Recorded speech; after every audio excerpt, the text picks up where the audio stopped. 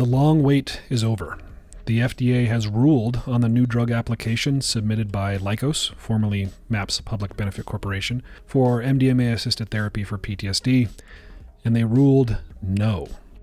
This is disappointing news for those of us who were excited about the promising study results and eager to add MDMA-assisted therapy to the menu of treatment options for those suffering with PTSD. In this episode, we discuss what appears to have influenced the FDA's decision, the possible path forward for Lykos, how this ruling affects other companies trying to bring different psychedelic medicines to market, and much more. For those of you who are new to the show, welcome. Psychedelic Therapy Frontiers is brought to you by Numinus and is hosted by me, Dr. Steve Thayer, and my co-host, Dr. Reid Robison. A couple of announcements for you before we get into the episode. If you're looking for professional training pursuant to becoming a psychedelic-assisted practitioner, you can check out the courses we offer here at Numinus. Click on the link in the show notes or go directly to numinus.com/training, and you can use the code PTF10 for 10% off selected trainings. If you've listened to the show for a while, you've likely heard Reid and I talk about the psychedelic clinical trial work that Numinus does. If you or someone you know is interested in being a participant in a psychedelic clinical trial, you can click on the link in the show notes or go directly to numinus.com/research to learn more about the trials we're currently running. If you'd like to support the show, you can do so by leaving us a review or a rating in places like Apple Podcasts and Spotify. If you're watching on YouTube, you can like the video, subscribe to the channel, or share the episode with somebody you think might enjoy it. Without further ado, here is today's episode. Well, Dr. Robison, we're recording this on August 13th, 2024, shortly after the FDA made its ruling on MDMA. Last Friday, yep. Yeah. So we did an episode several weeks ago on the advisory committee's vote, their overwhelming vote no. And so given the title of our podcast is Psychedelic Therapy Frontiers, this is quite the frontier for psychedelic therapy. And many of us who've been paying attention or working in this industry have been waiting for this ruling. And it's probably an understatement to say that many of us are fairly disappointed. Whether or not we anticipated this particular ruling or not, there's a lot of talk and a lot of strong feelings. It's the talk of the town, that's for sure. Yeah. The long-awaited, all eyes on this decision. And it is disappointing. It is disappointing. And also, when you look at the big picture, perhaps not entirely unexpected, especially with the committee hearings leading up to it. But I saw this blog post title by a psychedelic researcher that said, it's not the psychedelic renaissance, it's the psychedelic adolescence. That I thought was a clever way of putting it. Yeah, it puts it into perspective, right? That this ruling probably shouldn't be interpreted as a screeching halt to the psychedelic adolescence, right? To what we've been calling the psychedelic renaissance. Adulting is complicated. It is. Yeah. And we experience growing pains as we move through our adolescence into adult phases of development, right? Yeah. It's also really interesting to zoom way out and look at the big picture of the FDA's governing authority and how it hasn't even existed that long and it has changed. This is a lot of it before our lifetime, but some of it in recent decades. But looking back at the Tuskegee syphilis experiment that led to the formation of, it was the Belmont Report, but the formation of what we now know and love as our ethics boards or IRB, institutional review boards. And then big high-profile drug tragedies, if you will, like thalidomide, as an example, that actually was rejected in the U.S., but made its way in some research studies and caused so many terrible birth defects in Europe, mostly. Mm-hmm. Yeah, I know that among many of the responses are heavy criticisms about the FDA, right? And you certainly know a lot more about the FDA than I do, being a prescribing professional. And a clinical researcher of studies that go up for approval. Right. Yeah. So if we wanted to give a really, really charitable interpretation of why the FDA exists, it exists to protect the public, right? To be a filter through which these new drugs, new treatments have to pass so that we make sure that they aren't dangerous, that they aren't going to harm us. Yeah, it's true. I think I even pasted it here. Let me see. The FDA's official governance. They're responsible for the safety regulation of most types of foods, supplements, drugs, vaccines, blood products, medical devices, and cosmetics. And now that even includes sanitation requirements on interstate travel, and products ranging from animals sold as pets to donations of blood and tissue. Wow. Quite a responsibility. Yeah, but it was interesting, that thalidomide story. This was the early 60s. It was actually a company in Germany that bought the rights to the drug that was studied for something else, but marketed or used off-label as a for nausea during pregnancy. That's why it was given to so many pregnant women, and touted as something without side effects. But there was this brand new FDA lead, Dr. Francis, who rejected it. It was 1 month into her term, heading the FDA, and she made this bold decision to stand up and say no. And that saved a lot of lives, that decision. So just putting it in perspective, that's the task they're faced with. And interestingly, one other tidbit, just for fun, is out of the thalidomide history. Do you remember the show Romper Room? No. I don't think I experienced it in childhood, but maybe reruns. Are reruns still a thing? Do those exist? Maybe, I don't know. Do people know what they are? Yeah. But Romper Room was a kids show, and there was this main character, Miss Sherry, and her husband was chaperoning a high school trip to Europe and picked up some over-the-counter thalidomide. It's been different brand names in different countries, and brought it back for his wife. And she ended up taking a few dozen doses of it before learning, this is at the time that it was all coming out, people were searching for all sorts of causes of these birth defects, radiation, etc., because these are babies born without limbs and things like that. And so what do you do when you've had exposure and the babies born either are severely deformed or 40% would die? And so she petitioned in Arizona to be able to have an abortion. Her doctor recommended a therapeutic abortion. And she petitioned saying, can I get it and not face legal prosecution? And the state would not give it to her. Wow. And so she tried Japan. Japan rejected. Switzerland, she got had high hopes of being able to do it there, got out there and got, I think just before the day before the procedure, got a stamp of being able to do it in Switzerland. And the baby was so deformed you couldn't tell the gender, would not have survived. Wow. And but when she was trying to get approval in Arizona, she was getting letters of death threats. Wow. And so this story actually did a lot of good for the abortion rights movement going forward. A lot of sympathy in the end came of this because of the ending of that story and how far they had to go. But anyway, the FDA is tasked with this both safety and efficacy evaluation. And when they get what's called an NDA, a new drug application, they have, on average, they'll respond with a decision within 10 months. But if you have a fast track drug, that has to be, or supposed to be, within 6 months. So yeah, maybe we could look back at some of the timeline of this and sort out some of those committee hearings and everything else too. Yeah. But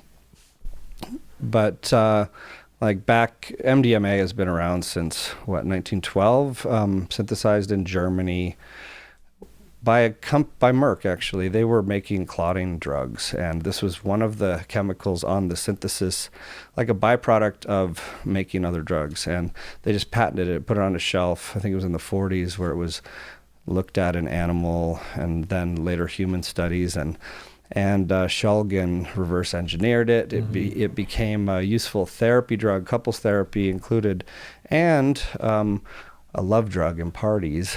And then by 85 it was made illegal, and in 86 was when MAPS was founded by Rick Doblin. So this is This is quite a while ago now. Right. MAPS, in fact, did some big anniversary celebration around the eclipse this year, right? Mm-hmm. Mm-hmm. And so then that fast forward until 2017, MAPS had a meeting. It's called a special protocol assessment meeting with the FDA and around the design, the plan design and analysis of the studies. In support, it's part of the process, and it makes a hell of a lot of sense for drug developers because they're supposed to be getting the FDA's feedback at that time on how to conduct the study in a way that they'll be able to evaluate fairly. And so then they go forward with these phase 1, 2, 3 studies. It was shortly after that meeting, the special protocol assessment, they got breakthrough designation, 2017. Mm-hmm. And in December of last year, MAPS announced that they filed their NDA. And then in January, they rebranded to Lykos, raised $100 million. And then in February, they did an announcement saying that the FDA has accepted their NDA and set what's called a PDUFA date, Prescription Drug Free Act. It was the FDA, through the course of this history we've been talking about, has these things added that become like acronyms commonly thrown around. But that was when, like in the 90s, the FDA said, we're going to start collecting fees from sponsors when they apply. And that's where that PDUFA name comes from. But so the date was set as August 11th, which was a Sunday. That happened to be like 6 months exactly after. They gave themselves as much time as possible for fast track. And then maybe you can fill in some of the committee hearings and reports a little bit. Yeah, I forget the exact date. Maybe you have it on your list on the timeline, but how long was it before March? The ruling? It was March. It was ICER's. Yeah. And then June was the AdCom. Yeah. So the advisory, like we talked about in our episode covering the AdCom meeting, the advisory committee meeting, this was a collection of professionals, medical professionals, who are put together to evaluate the data, the available data, and then provide a recommendation to the FDA. So they aren't the FDA. They're an advisory committee that advises the FDA. And like we discussed on that episode, they voted overwhelmingly no, that MDMA, based on the available data and their concerns about the study construction, that the data did not demonstrate that it was efficacious enough and that it was not safe enough. Similar to what the March ICER report, ICER being a nonprofit that evaluates new drugs, potential drugs, especially looking at cost effectiveness, but they highlighted like placebo bias, ethical concerns. And then in April, that's when the citizen petition was they collected 88 signatures and submitted to the FDA, asked for a public hearing, citing concerns about blinding trial misconduct, suggestibility of drugs. Yeah. And after the August 9th ruling, there have been a lot of people discussing how heavily influenced the FDA was by the advisory committee, but also how heavily influenced the advisory committee was by people that had an axe to grind. I mean, this is what's being said. People that had an axe to grind against the psychedelic therapy movement, so-called movement generally, but specifically against MAPS. And, you had phrases like that MAPS was running some kind of therapy cult, and that they had an overarching psycho-spiritual agenda, and they're trying to get psychedelics into the public. And then perhaps exaggerating or maybe providing even, misleading stories about whether or not MAPS was doing a good job at therapy adherence in the study, whether or not they were doing a good job at reporting adverse events in the study. Yeah, especially around like positive adverse events. It's always been kind of a common research stance of, it gets tricky in psychedelic reporting, but to report on all events, right? And there are some serious adverse events, etc. But the ones that are especially pleasant are of interest for abuse potential, for example. And also relevant, just the psychedelic experience and how much does that play into not only the results, but the unblinding, etc. Right. Yeah. Yeah, and there were some criticisms that some 40% of the participants had prior experience with MDMA. And so the assumption being that, these are people that had a good experience, so they were biased by that previous good experience. But I saw actually Gul Dolan comment about that in a video where, she points out that there were no differences in the outcomes between the group of people who had previous experience, and they were seeking treatment. Right. If these people had been cured of their PTSD by MDMA at a rave or whatever, they probably wouldn't be getting into a study. Yeah. So it's complicated bias. And the other thing I find interesting about that point is that back in that meeting with the FDA in 2017, or in one of their meetings at least, MAPS reported the FDA that upwards of 40%, 30 to 40%, have had exposure to MDMA or drugs like it, and the FDA was aware of that. And the FDA is careful not to bind themselves to these meetings. Like, they certainly reserve the right to make a decision, whatever decision they want on decision day. But a lot of this stuff was well known by the FDA, discussed at length. And MAPS Lykos has been taking the unfair brunt of it as the first psychedelic up for approval, I think.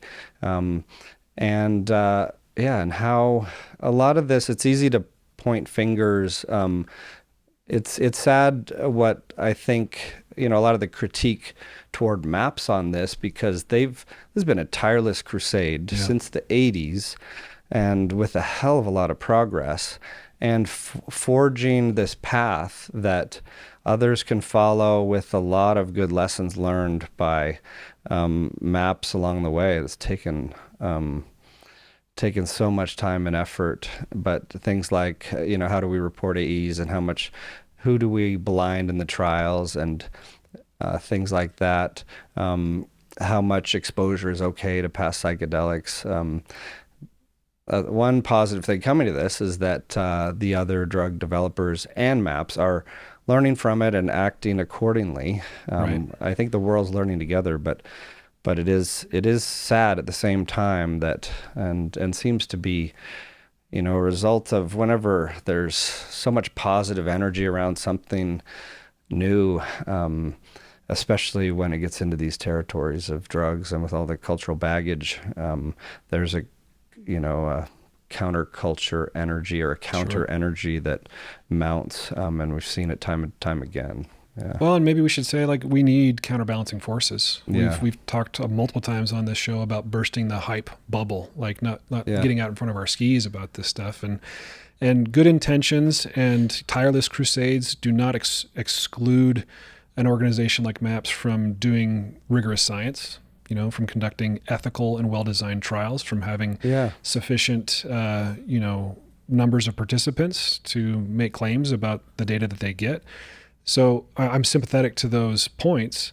The question still remains: do the data that MAPS submitted to the FDA, do they justify a ruling no from the FDA? And certainly MAPS's position in their response to the FDA letter is no. That the data. In fact, I think they're saying. I think we saw a quote from the CEO of Lykos, Amy Emerson, that they feel like that any of the concerns raised by the FDA that resulted in a no could be addressed with existing data or post-approval studies.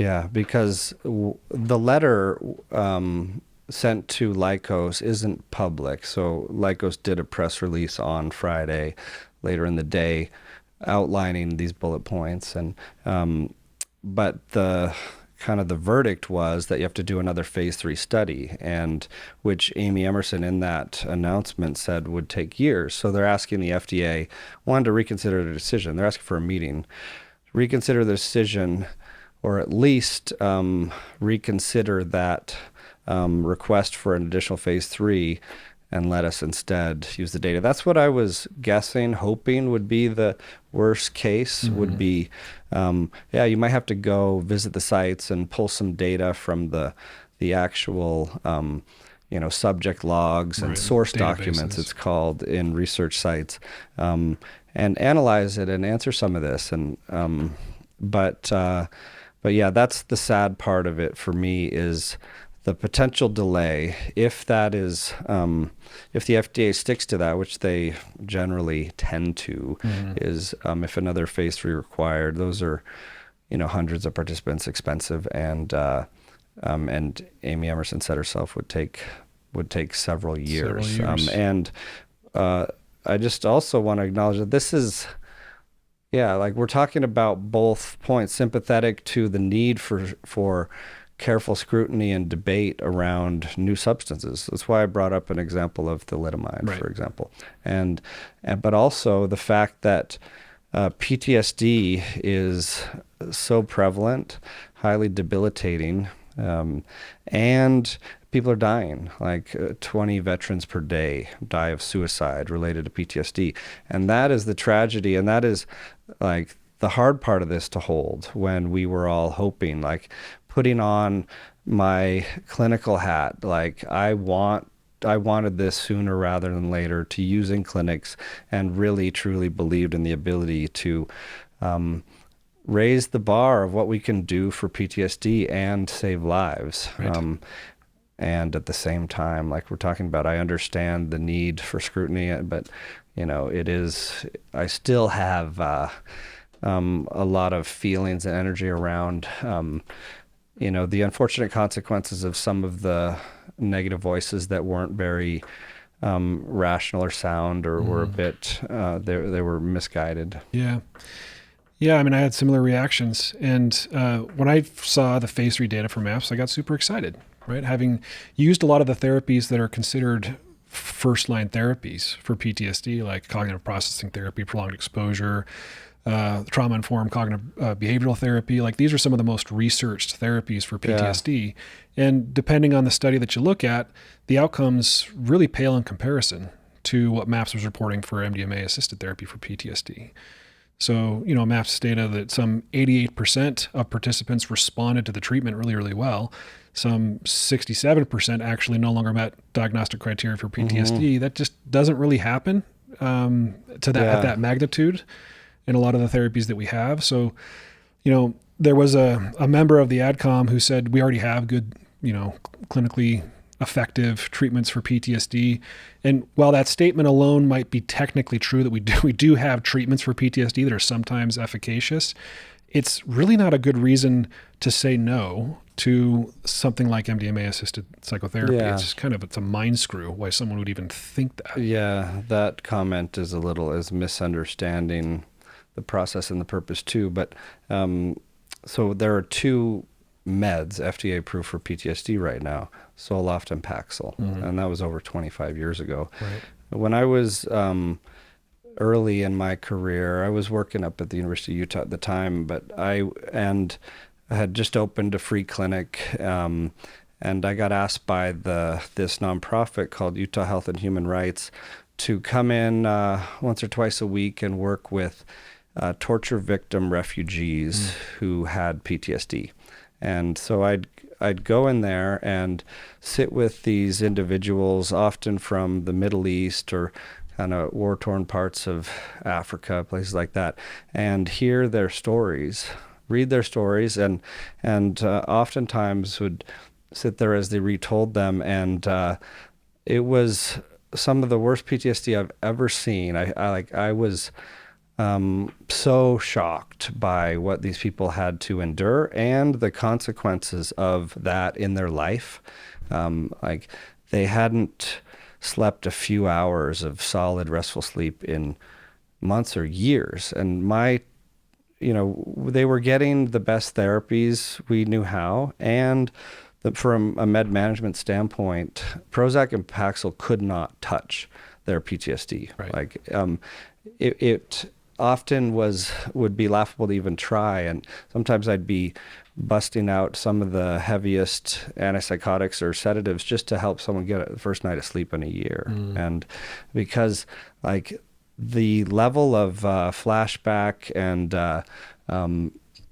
fear related to it through the day and at night was it was constant and severe and just absolutely crippling.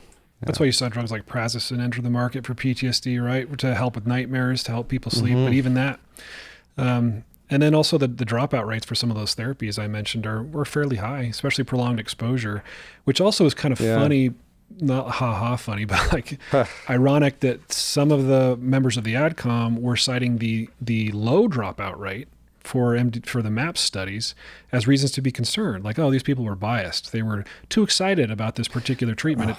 It could be the case that the treatment was working. Like that bugs me, because as a researcher, and when I look at data on a new drug like Spravato, for example, esketamine, and I see the dropout rate being in the short-term studies and long-term being, say, 5% or less of people drop out because of side effects or they don't like it, or to any cause.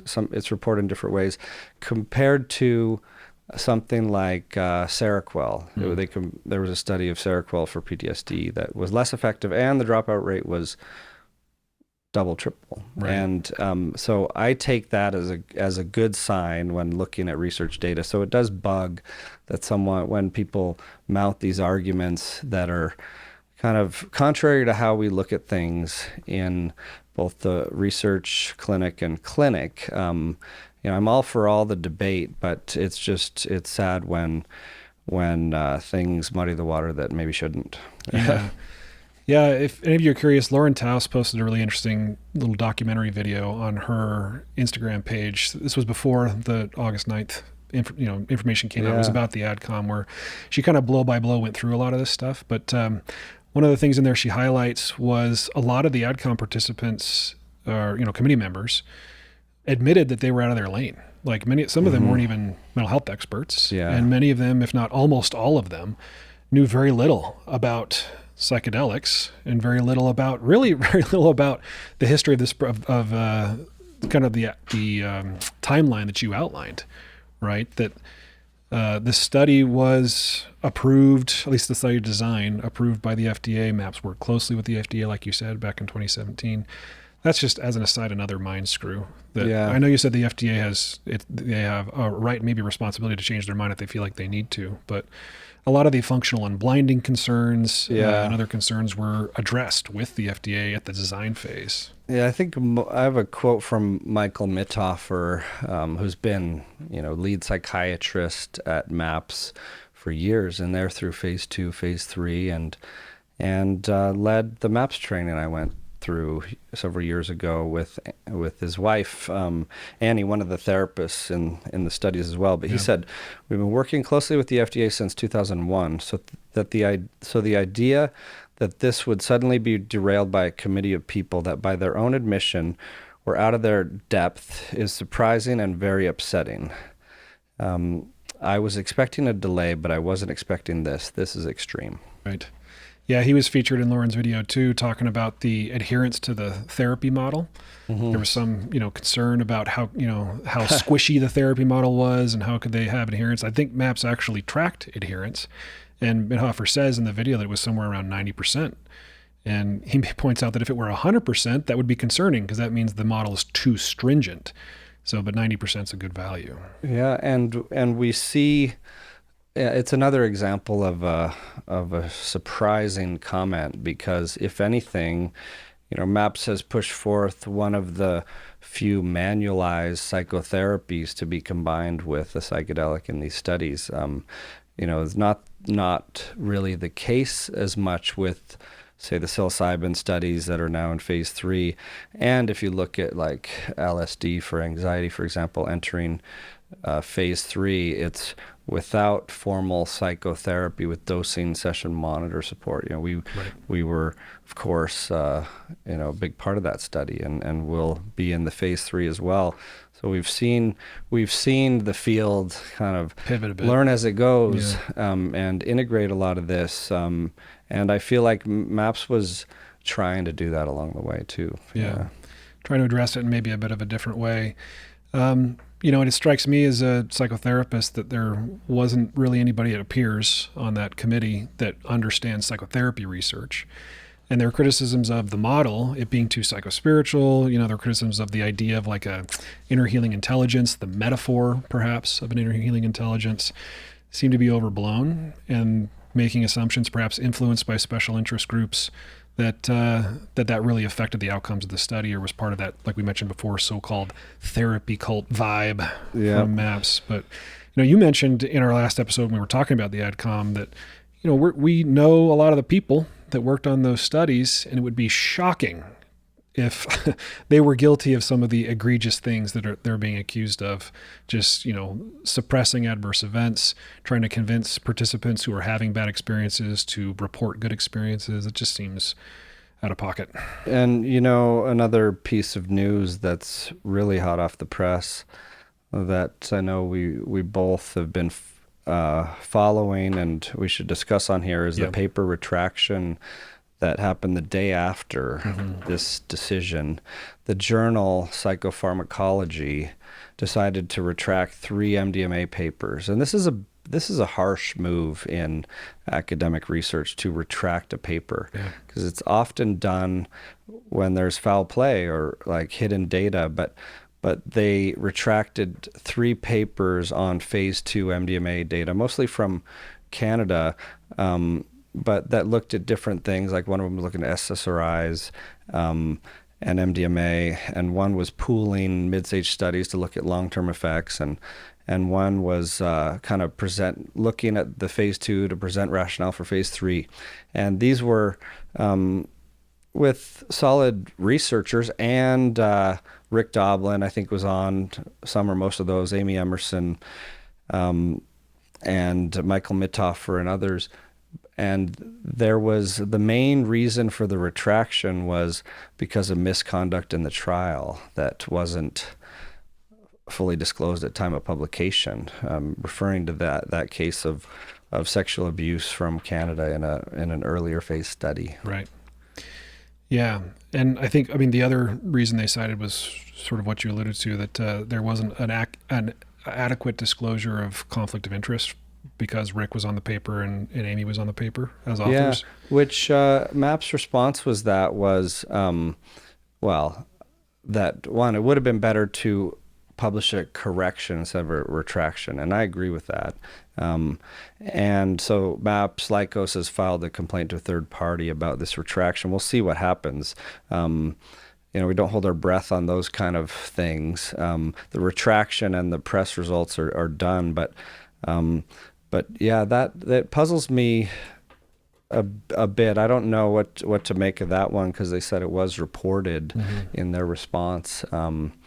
And I get every time I've been on a lot of papers, and every time I get asked to do that conflict of interest disclosure for a new paper coming out, I have to make sure, I got to make sure it's up to date with whatever I'm working on, or is anyone paid me to speak, or have I been on some advisory committee?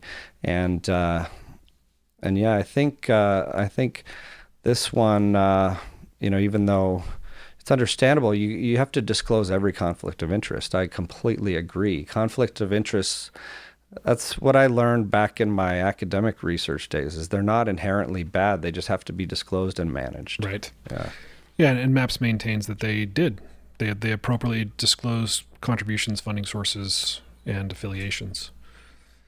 Yeah, so it was sad. I went to the link for each paper on the journal page and just saw that same retraction. And then they publish whatever.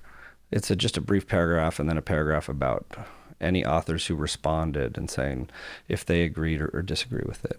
Right. Yeah. Right. Yeah, so what a time. What a time indeed. I choose to remain optimistic. I think, we referenced some of the other companies in the space researching psychedelics for other indications, and how they're learning from the trailblazing efforts of MAPS. And one of the things that you mentioned they're doing is restructuring the role that psychotherapy plays in psychedelic medicine. And you're probably going to see companies, asserting that there is no psychotherapy being done. That's just sort of monitoring or support, maybe even companies that, as a part of their studies, they might stipulate that if a participant is engaging in any psychotherapy, that they shouldn't be included in the study. That might be an exclusion criteria. I think you'll see some people go really hard in that direction, just to try to avoid some of this messiness.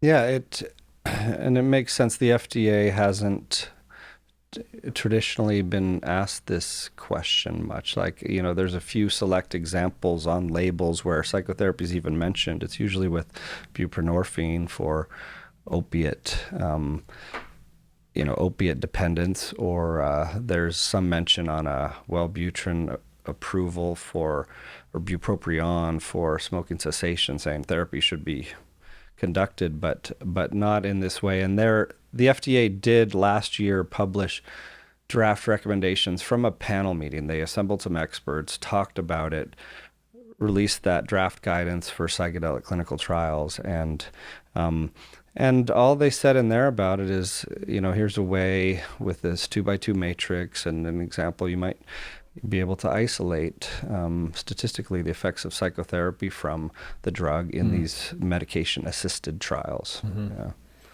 Yeah. So I guess what happens remains to be seen. This is still pretty early in the aftermath. Yeah. Like you've said, that Lykos is going to meet with the FDA. At least they requested a meeting. Yeah. The outcome of that is, we're not super optimistic that the FDA is going to go back on their ruling, but I guess it's technically possible. So default course is, get another phase 3 done as efficiently and as high quality, rigorously as possible. And you can imagine how at that point, how could it be denied? It's really unfortunate, the delay. Right. And it means that MDMA may not be the first psychedelic approved in this modern era for use in mental health, because of this delay, and hopefully it's less than we're thinking with this letter, but not all is lost. That's for sure. It's I still think there's no doubt that the people who have supported it for this long, and the large part of the population who really believes this should be available to those suffering with PTSD, myself included, will be ready to contribute to the research and the path forward, even if delayed. Yeah. And in the meantime, it is an unprecedented time. We're understanding more and more. There's so much need and so much suffering including especially in our mental health. But also, I don't think there's been a time where we've had, a better understanding and more options, and a lot of progress left to be made. Yes. What a balanced take. Everybody thank Reid for his balanced Thanks, Steve. and calming take on this. And it's just, I guess, a final point that I'll make is FDA approval for a psychedelic medicine is not the only pathway. Yeah. Right? We have efforts at state levels, like in Oregon and Colorado. Even Australia has authorized MDMA to be given in psychiatric clinics out there, which was a milestone, even though it's not resulting in high volumes of people receiving access. Freaking expensive. It's expensive and very limited and far away for most of the world. But before that, you could say there was nowhere on the planet where it was legal to send someone to get MDMA. Yeah, I guess I'll rescind my claim that was my last point. Another thought that I just had, I expect that one of the possible consequences of this is you're going to see a lot more underground MDMA therapy work happening. Yeah. And we've commented on that a little bit in the show before. Like there are certainly some places where lovely, wonderful, healing underground work happens. But I still maintain that we need this sort of regulated pathway as well, because it's going to increase access to people who wouldn't dream of going to an underground clinician, and there's a lot of risk. Or couldn't pay for it. You know, once FDA approved, certain health insurance companies need to get on board. Right. Yeah. Right.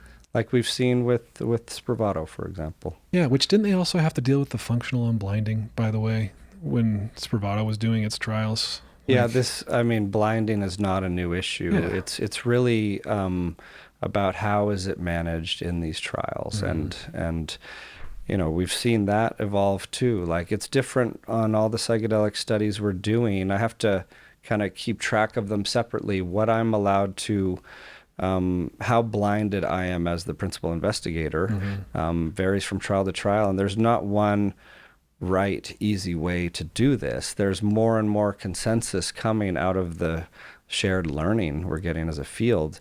But on some studies, I'm in there, like with you as a facilitator, dosing session monitor, and others, no way. I'm can't be exposed at all. As I'm giving the dose and checking people out is kind of the more common one. But and then we have these blinded raters and these other levels of blinding. But yeah, it's certainly not a new issue, but it's a complicated one, admittedly. Yeah. And like we said last time, you can't blind, completely double blind, placebo control a knee surgery study. Or chemotherapy. Yeah. So maybe unfair pressure that MAPS had to deal with the brunt it's of these unfair, things. Unfair and unfortunate and figure outable. It's not a word, but I'm going to go with it. Trademark. Yeah. We will soldier on. Okay. Good chat, Steve. As always. Psychedelic Therapy Frontiers is brought to you by Numinus, a mental wellness company committed to tackling the global mental health crisis by delivering best-in-class psychedelic-assisted therapies, contributing to the body of primary and clinical psychedelic research, and fostering healing through community connection and social responsibility. You can learn more about Numinus at numinus.com. That's Numinus.com. If you enjoyed the show today and you want to support us, here's how you do it. Rate and review the show on platforms like Apple Podcasts and Spotify. Subscribe to the Numinus YouTube channel, like the videos, and share it. Share the show or clips of the show with someone that you think will enjoy it. The content of this podcast does not constitute medical advice or mental health treatment. Consult with a medical or mental health professional if you believe you are in need of mental health treatment.